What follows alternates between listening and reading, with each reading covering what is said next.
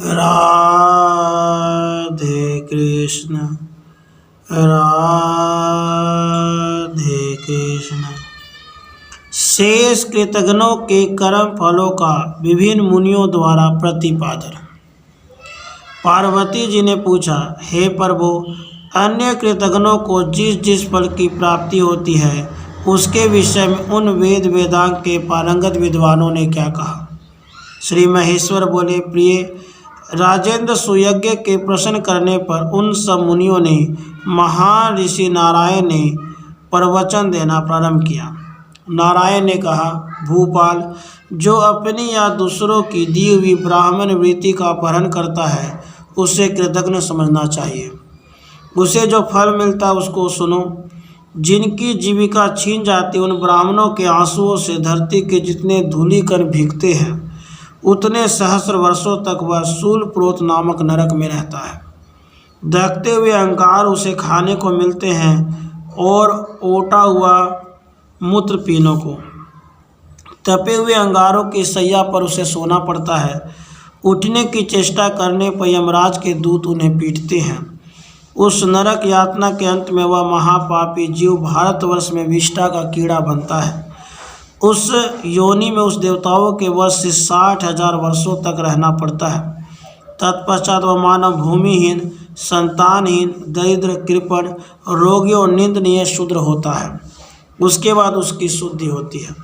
नारद बोले, जो नराधम अपनी अथवा पराई कृति का हनन करता वह कृतघ्न कहा गया है।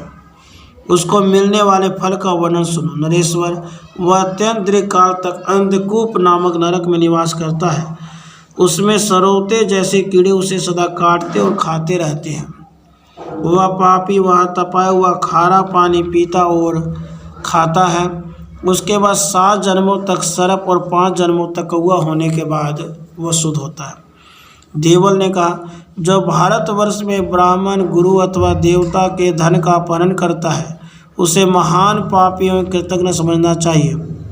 वह बहुत लंबे समय तक अवटोद नामक नरक में निवास करता है। उसके बाद शराबी और शूद्र होता है। इसके बाद उसकी शुद्धि होती है।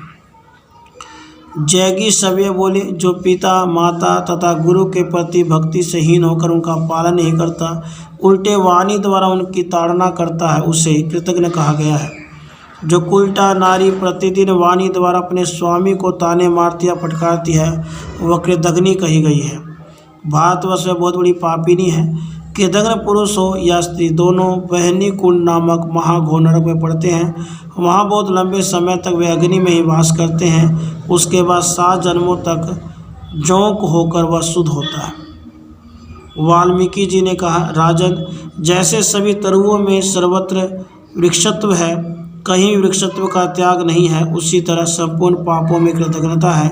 जो काम, क्रोध या भय के कारण झूठी गवाही देता है तथा सभा में पक्षपात पूर्वक बात करता वह कृतघ्न माना गया है। राजन, जो पुण्य मात्र का हनन करता वह भी कृतघ्न ही है। सर्वत्र सबके पुण्य की हानि में कृतघ्नता निहित है। नरेश्वर, जो भारतवर्ष में झूठी गवाही देता या पक्षपातपूर्ण बात करता है वह निश्चय ही बहुत लंबे समय तक सर्प कुंड में निवास करता है। सदा उसके शरीर में सांप लिपटे। यमदूतों की मार पड़ने पर वह सांपों का मल मूत्र खाने को विवश होता है। उसके बाद भारत में 7 जन्मों तक वह अपनी 7 पीढ़ी के पूर्वजों सहित गिरगिट और मेंढक होता है। इसके बाद विशाल वन में सेमल का वृक्ष होता है। उसके बाद गूंगा मनुष्य एवं शूद्र होकर वह शुद्धि लाभ करता है। आस्तिक बोले, गुरु पत्नी गमन करने पर मानव मातृगामी समझा जाता है। मातृगमन करने पर मनुष्यों के लिए प्रायश्चित नहीं मिलता। भारतवर्ष में मातृगामी पुरुषों को जो दोष प्राप्त होता है वही शूद्रों को ब्राह्मणी के साथ समागम करने पर लगता है। यदि ब्राह्मणी शूद्र के साथ मैथुन करे तो उसे भी उतना ही पाप लगता है।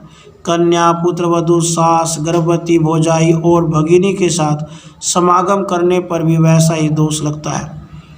अब ब्रह्मा जी के बताए अनुसार दोष का निरूपण करूंगा। जो महापापी मानव इन सब के साथ मैथुन करता है वह जीते जी ही मृतक तुल्य होता है, चांडाल एवं अस्पृश्य समझा जाता है। उसे सूर्यमंडल के दर्शन का भी अधिकार नहीं होता। वह सालग्राम का, उनके चरणामृत का, तुलसी दल मिश्रित जल का, संपूर्ण तीर्थ जल का तथा ब्राह्मणों के चरणोदक का स्पर्श भी नहीं कर सकता। वह पात की मनुष्य विष्ठा के तुल्य घृणित होता है। उसे देवता, गुरु और ब्राह्मण को नमस्कार करने का भी अधिकार नहीं रह जाता। उसका जल मूत्र से भी अधिक अपवित्र होता है। भात में पृथ्वी उसके भार से दब जाती है। वह उसके बोझ को ढोने में असमर्थ हो जाती है। बेटी बेचने वाले पापी की भांति गुरु पत्नी गामी के पाप से भी सारा देश पतित हो जाता है। उसके स्पर्श से, उसके साथ वार्तालाप करने से, सोने से, एक साथ में रहने से और साथ साथ भोजन करने से मनुष्य को पाप लगता है। वह कुंभी पाक में निवास करता है।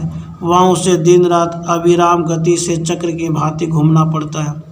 वह आग के लपटों से जलता और यमदूतों द्वारा पीटा जाता है। इस प्रकार वह महापापी प्रतिदिन नरक यातना भोगता है।